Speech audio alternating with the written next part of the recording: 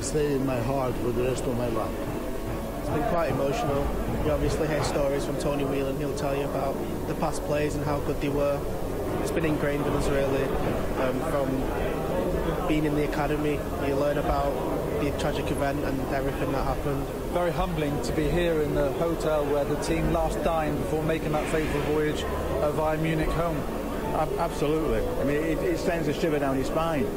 You know, apparently the piano that was in the room then is still here, behind us, and the menu that was signed by the players is still here.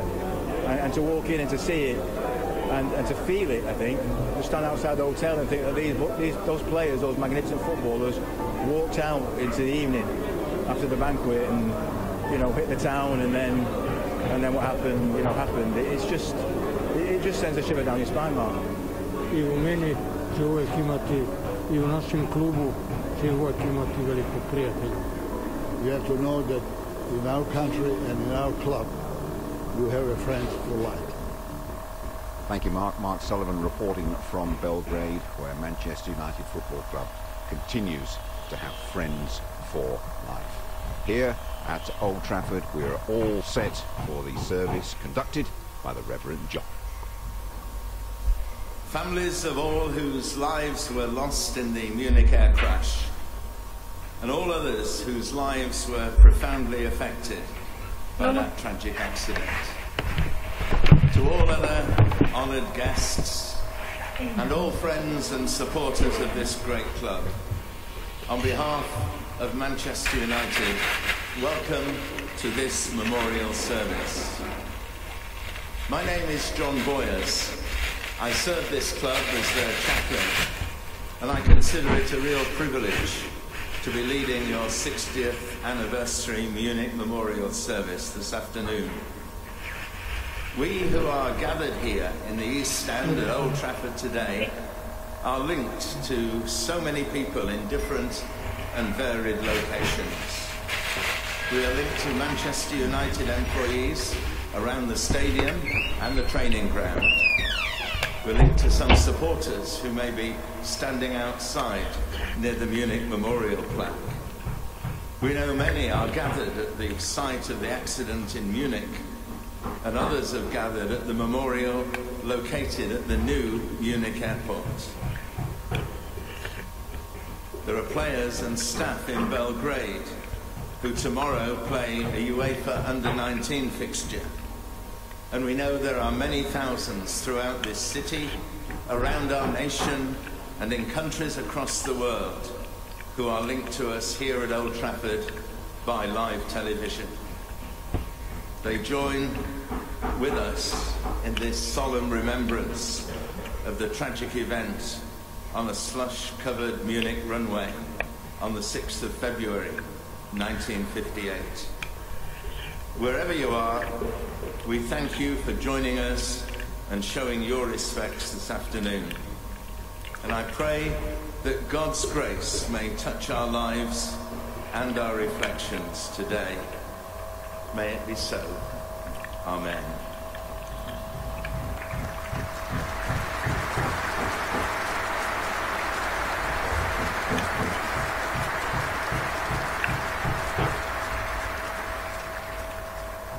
Some of us will have very vivid memories of that time, 60 years ago this afternoon, when news began to filter through via teleprinter, via the BBC News Flash, the local papers, the News and the Chronicle, of that dreadful accident in Munich. Family, friends, colleagues, teammates and heroes were dead or injured near to that smashed BEA aircraft that should have flown to Manchester as Flight 609. But today we do more than simply remember. This memorial service is a spiritual event, because in it we are brought face to face with life and death, with time and eternity, with questioning and with faith. After the crash, Sir Matt is reported to have said this: "I was lost and sorrowing and for a short while was utterly defeated. A man's help at this time is not his experience, but his faith and the love and encouragements of his friends. Faith in God may be challenged by life's circumstances, yet faith in God can also strengthen us in those very challenges which life brings. Faith, a trusting belief in God who is good and sovereign, can sustain and strengthen us even in the deepest darkness, to which Samat in those words alluded. So let us hear some strengthening and sustaining words from Scripture. From Psalm 103, verses 14 to 9, it speaks of humanity and of God. We live but a short time. God is eternal. God's love is immeasurable. God's grace flows to immortal, needy people like us. God's kingdom, God's everlasting rule, is able to find a place in our lives if we find space there for it. So verse 14 to verse 19. As a father has compassion on his children, so the Lord has compassion on those who fear him. For he knows how we are formed, he remembers that we are dust. As for man, his days are like grass. He flourishes like the flower in the field. The wind blows over it, and it's gone. And the place remembers it no more. But from everlasting to everlasting, the Lord's love is with those who fear him, and his righteousness with their children's children. For those who keep his covenant and remember to obey his precepts, the Lord has established his throne in heaven, and his kingdom rules for all. Thank you.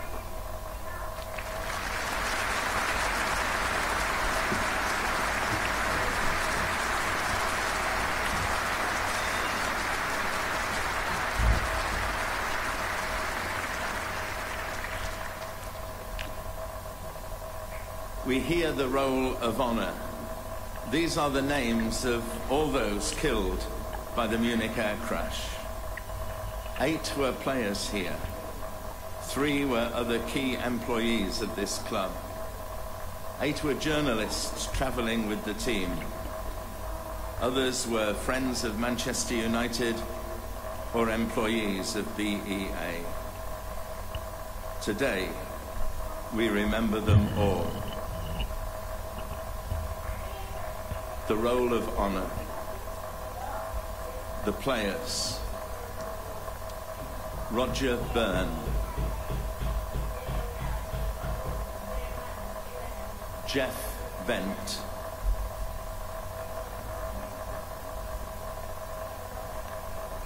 Eddie Coleman.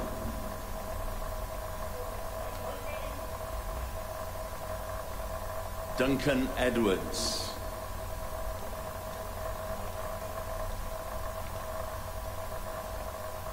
Mark Jones.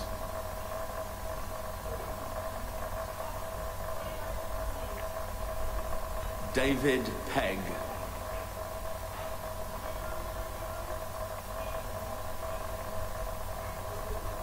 Tommy Taylor.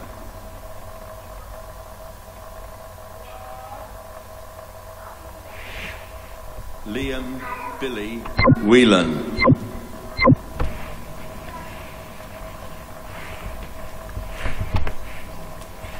And we remember the staff. Walter Crickmer.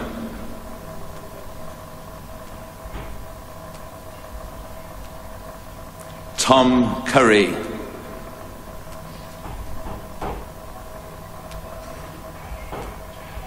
Bert Wally.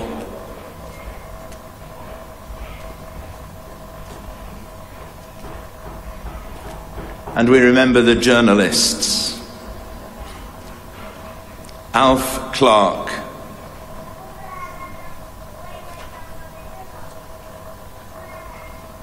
Don Davis.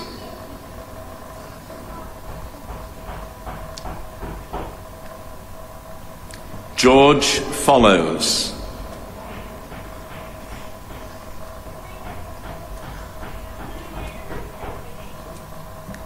Tom Jackson.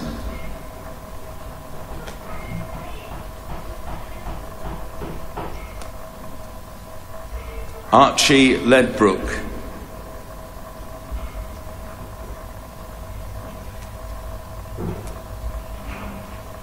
Henry Rose.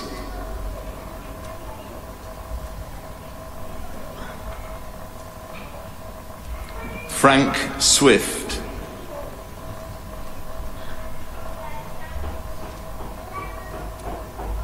Eric Thompson.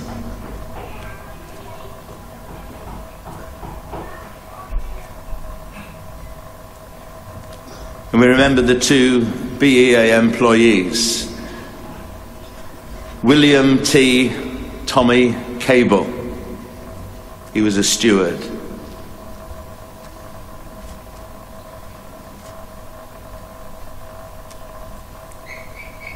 Kenneth Raymond, co-pilot.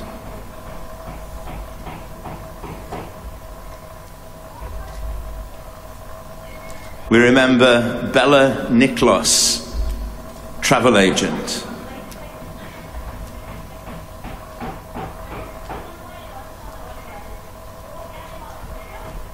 And Willie Satinoff, a friend and supporter of the club.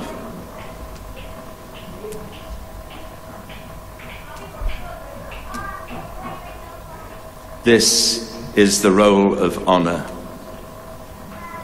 Would you all please be seated?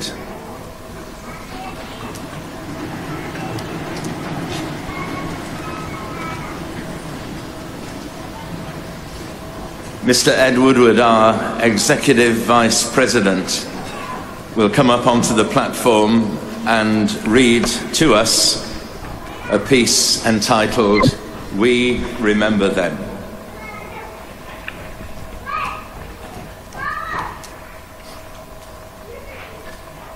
When we are weary and in need of strength, when we are lost and sick at heart, we remember them. When we have a joy we crave to share, when we have decisions that are difficult to make, when we have achievements that are based on theirs, we remember them. At the blowing of the wind and in the chill of winter, at the opening of the buds and in the rebirth of spring, we remember them. At the blueness of the skies and in the warmth of summer, at the rustling of the leaves and in the beauty of autumn, we remember them.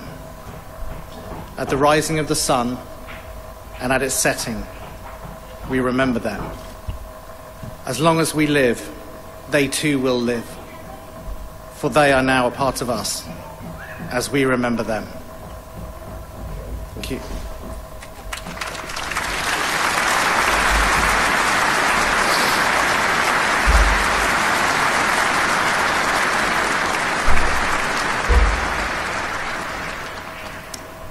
So as the clock moves towards this very profound moment, 3:04 on the 6th of February, would all who are able please stand for our minute's silence.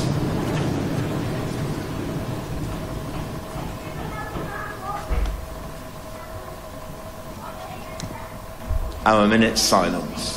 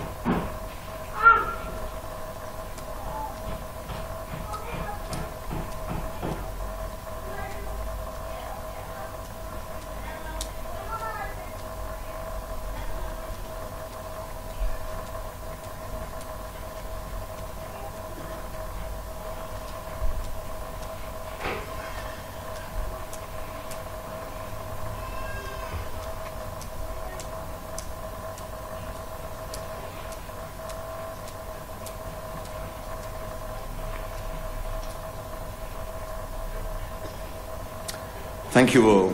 We remain standing as Pete Martin leads us in the singing of The Flowers of Manchester. And we keep standing for the wreath laying. Pete, thank you. Leads to singing means you're all invited to join in. One cold and bitter Thursday in Munich, Germany, 8 great football stalwarts conceded victory. 8 men will never play again who met destruction there. The flowers of English football, the flowers of Manchester. Matt Busby's boys were flying, returning from Belgrade. This great united family, all masters of their trade. The pilot of the aircraft, the skipper, Captain Thane.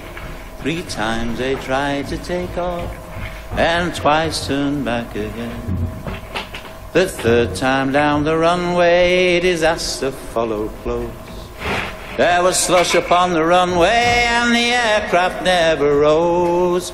Ploughed in through the marshy ground, it broke, it overturned, and 8 of the team were killed as a blazing wreckage burned. Roger Byrne and Tommy Taylor, who were capped for England's side, and Ireland's Billy Whelan and England's Jeff Bent died. Mark Jones and Eddie Coleman and David Pegg also, they all lost their lives as it ploughed on through the snow. Big Duncan he went to with an injury to his frame, and Ireland's brave Jack Blanchflower will never play again. The great Matt Busby lay there, the father of the team. 3 long months passed by before he saw his team again. The trainer, coach and secretary and a member of the crew. Also 8 sporting journalists who with United flew. And one of them was Big Swifty, who we shall never forget. The finest English keeper that ever graced the net. Oh, England's finest football team, its record truly great. Its proud success is mocked by a cruel turn of fate. 8 men will never play again who met destruction there. The flowers of English football, the flowers of Manchester. Thank you.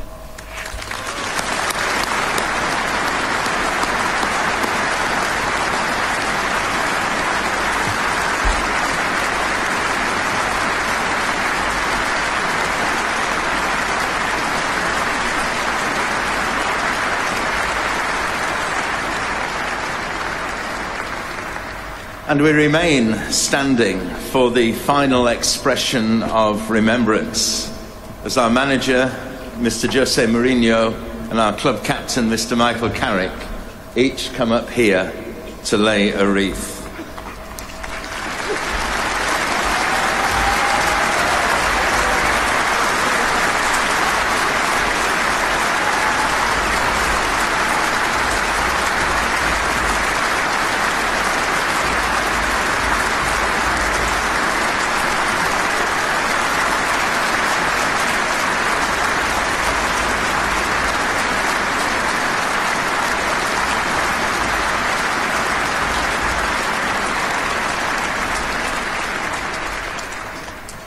Please would you all be seated.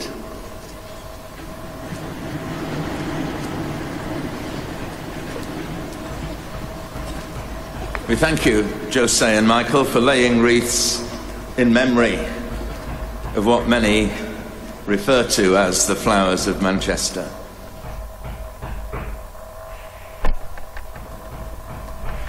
On the cover of the Manchester United Sheffield Wednesday programme of the 19th of February 1958, the club's chairman's words are recorded. Although we mourn our dead and grieve for our wounded, we believe that great days are not done for us. With the memory of those who died at Munich, of their stirring achievements and their wonderful sportsmanship ever with us. Manchester United, he said, will rise again. Friends, we should remember the past. We should value the past. We should learn from the past. But we cannot remain in the past. We cannot live in the past. We look back and remember, as we have today, and as some of our staff have done over the past 2 weeks, they've taken wreaths to the graves of those players who died because of Munich. Yet when looking back, we must also learn to look forward, to aspire to touch the heights of past excellence again, and go beyond them. We should let United's past be a springboard for the future. For as the chairman wrote back in 1958, great days are not done for us. Neither should they be in our generation either. The sad memories of today must become a springboard of hope for years that are ahead. I hope it will be. And then 2 short final comments. First, I convey a sincere yet simple message from Manchester United. It says this: to all who have attended, worked, or contributed in any way to make this afternoon what it has been, Manchester United expresses enormous thanks. And lastly, an instruction about leaving. As you make your way out, the Manchester United Foundation Youth Choir will be singing "The Lord's My Shepherd." So thank you again for being here today. May God bless your journey away from this place and your ongoing journey through life.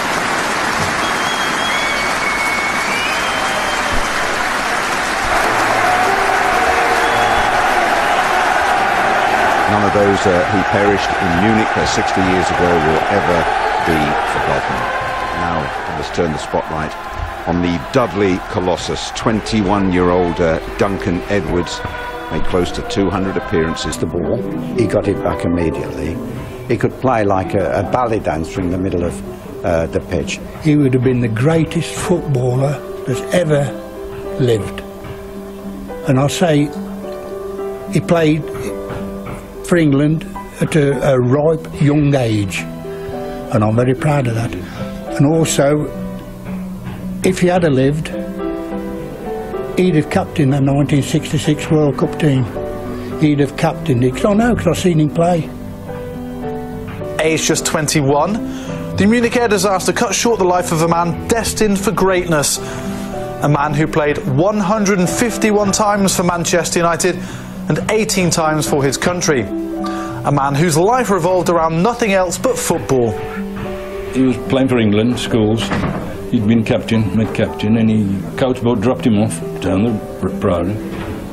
And before his father could come downstairs and ask him how he got on, he threw his jacket on the chair and he said, "I'm off with my mates down the park." Of course, he searched in his jacket in front of winner's medal. And this was Duncan. He wasn't interested in medals. No. All he wanted to do was play football. They sometimes played for the barracks team on the Monday, then the army team anywhere in the country on Wednesday, and United on Saturday. All in all, Duncan Edwards played almost 200 games in 2 years and won 2 championship medals. And now that life is being celebrated once again with an exhibition in Duncan's hometown of Dudley in the West Midlands, running until the 30th of March this year. We decided to tell the story of his life rather than his passing through football programmes, pages out of his diary, school essays, photographs, clippings and general artefacts and memorabilia. And despite some of the memorabilia dating back before the Second World War, there may still be a photo or two yet to be discovered. Well, amazingly, we've discovered one this morning. As you guys arrived, we've discovered, I believe, the only photograph of Duncan playing for his school team in 1948. I've got a box on my wardrobe in my bungalow, and there's everything about Duncan in the box, from when he was a young lad right up till the air crash. And this photograph, what they found today, I didn't even know I got it. But we've got some wonderful photographs, including one that we see over his shoulder of his mother at the grave, which is perhaps the most poignant photograph we've got.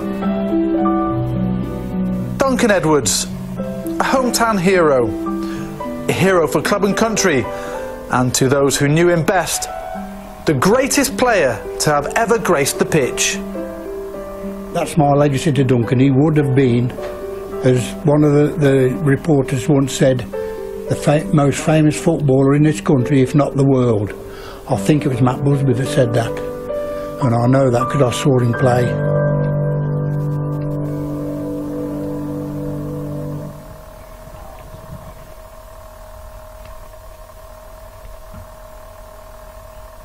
Now, what it means to the Manchester United club captain Michael Carrick, had a dignified figure out there throughout the ceremony. Here is Michael Carrick talking to David Stowell.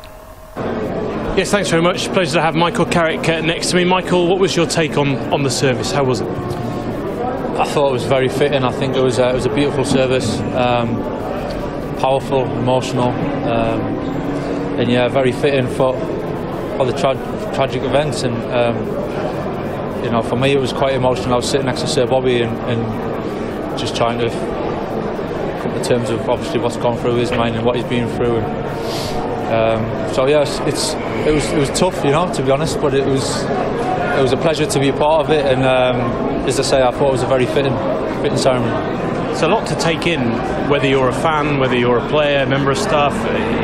Difficult to kind of put into words what you sort of think about what happened all that time ago. Yeah, I mean, I'll be totally honest, when I came to the club, it was now 12 years ago, I was aware of it. Obviously I was aware of it, and I'd heard the stories, and my dad told me about it, but until you come to the club and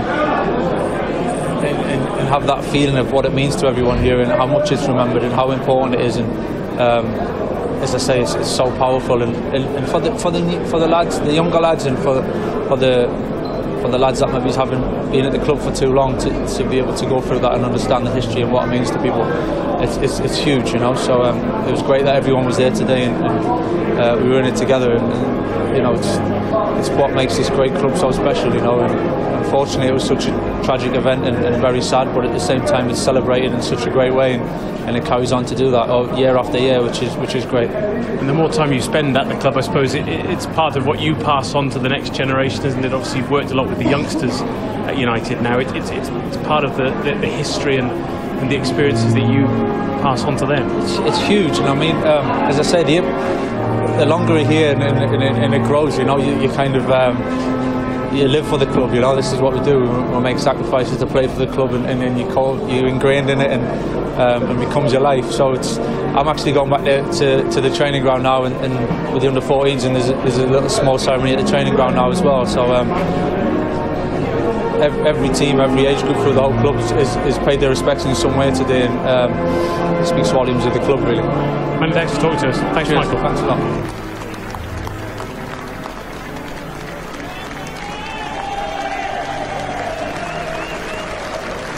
When you look back now, does it make you proud how your dad really helped Sir Matt through this, and also helped to rebuild the club again? Oh yeah, I mean, he wasn't helping Sir Matt, because Sir Matt was out of it for 2 or 3 months. He was in hospital, 6 weeks.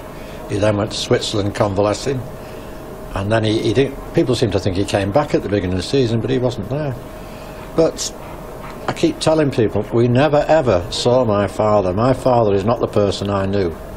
And most of the stuff I find out about my father, I've found out from talking to Bobby and Wilf and Albert Scanlon and Kenny Morgan and these people. He was a quiet man. He just went and did his job and then came home. So he was dad for sort of a fifth of the day, and he was absolutely crackers about Manchester United. He loved his job. He woke up and couldn't wait to get to work. On the last interviews we did for the Jimmy Murphy story, my younger brother Nick said if there's a bed here, he'd have stayed here and not come home, and that's possibly true, but probably true. Well, Tom Curry, the trainer, was one of 3 members of staff who perished in the Munich Air Disaster. And last Sunday, a special blue plaque was unveiled at his old home in Stretford. He was a hugely popular fella and a great influence on this club. And the man who started the service is the current homeowner, Mr. Charlie Bell. Good morning, everybody, and thanks for coming. Firstly, I'd just like to thank you all for being here today to celebrate and pay tribute to a man who served Manchester United for 24 years and who would have continued to do so had the Munich Air Disaster not taken him and 22 others away from their families and friends on the 6th of February 1958. He was adored by all who knew him and absolutely lived and breathed the club. Jackie Blanchflower, himself terribly injured in the crash, said of him, "He was an uncanny genius who treated each one of us as his own son." Matt Busby said of him, "Tom Curry was so fond of Old Trafford."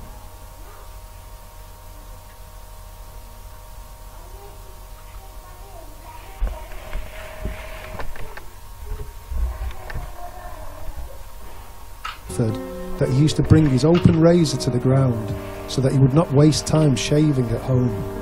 If the team played badly, he would leave the razor on the dressing room table and say, "Help yourself, lads."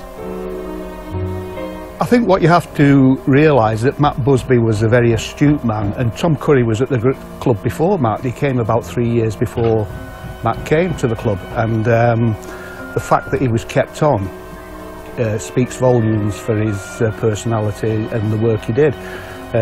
Matt obviously valued him greatly, and so did Jimmy. I've seen him on the pitch with Sir Matt Busby many, many times. My father would see him virtually every day of the week, and from what I remember my father talking about him, he was a football man, Tom. And we've heard today he played for professional football for a good few years, and like my father, like Matt, he made Manchester United a family club. He used to sort of just check out our jobs, check we'd done all right, and always check the bat if we'd left a line on the bat, or, you know, or anything like that. But he always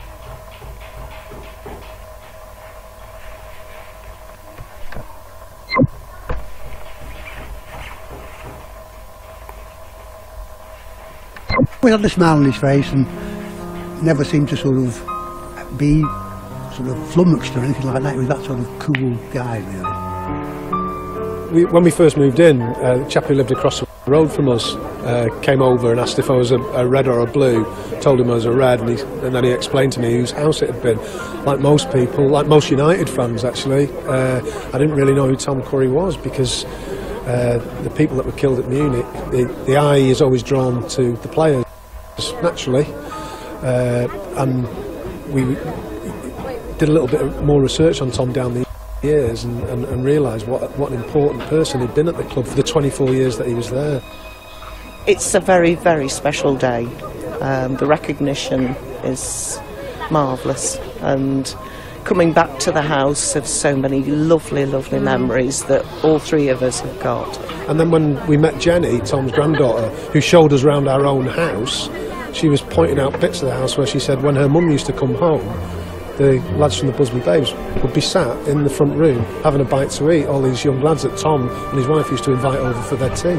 Amazing tribute. I'm just glad my friend lives here and she invited me, and it was like just amazing. I've been in the house and had no idea that it was Tom Curry's house at one time, so it's amazing and an honour to be here today. We will finish this brief history for Grandad and our family with special thanks to Charlie, Alison and Trafford Borough Council for organising this plaque commemoration to a kindly, loving gentleman who will always sit as one of the legends in the history of this great club and our family for generations to come. Also, thanks go to Manchester United for their support. Today, we can also remember those who have tragically killed and injured in the Munich Air Disaster and their families. Thank you.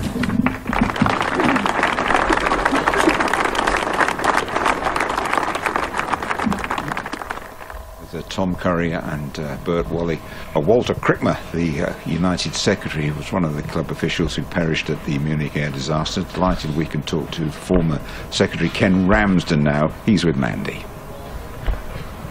Well, thanks very much, Jim. I'm joined by Ken Ramsden, former club secretary. Ken, when you think back to the event 60 years ago, what effect did that have on you as a boy? It was just profound. The world stopped as a young boy, as a United